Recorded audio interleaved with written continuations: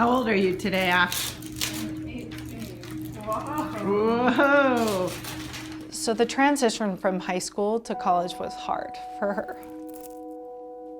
In August, right before college started, that was her third attempt, and that was a really bad one. And she wasn't able to snap out of it like she was in high school. And she had really, really good friends, and she had everything. Like when you look at her on the outside and you see all these things she had in place, she had everything going for her.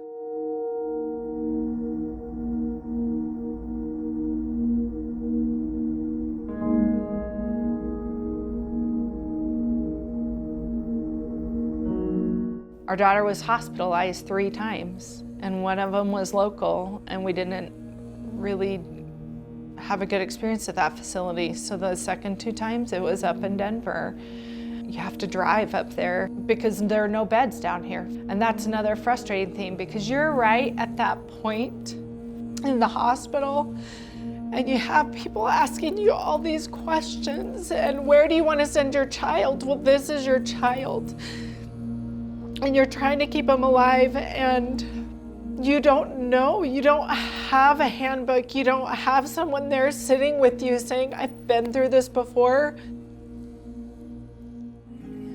Let your eyes grow big and your heart be full. She had an amazing talent for singing. She was in the top choirs at her school, but she also drew and painted. And because of that attention to detail that she had that ability to just see things that people didn't see. Don't be shy and lift your hands up high. When you go to the ocean, you normally think of like dolphins and whales. She wanted to know what was in the water, so she wanted to know all those little tiny shrimp and the little teeny tiny things that are just growing. And so that kind of led her to eventually want to go and be a marine biologist.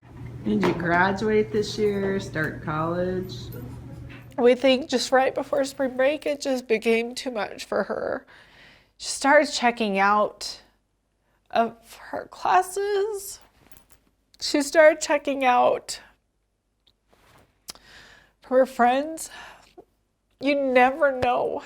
Your child could be in real deep trouble, but you never think that your child is going to take it to that step and take it that far.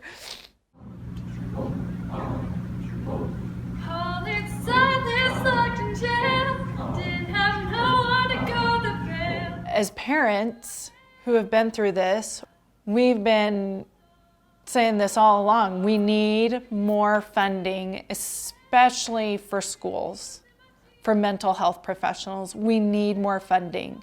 Kids need access to a mental health professional. You have a voice in this, but you are your child's voice. Hold on, keep your hand on the plow.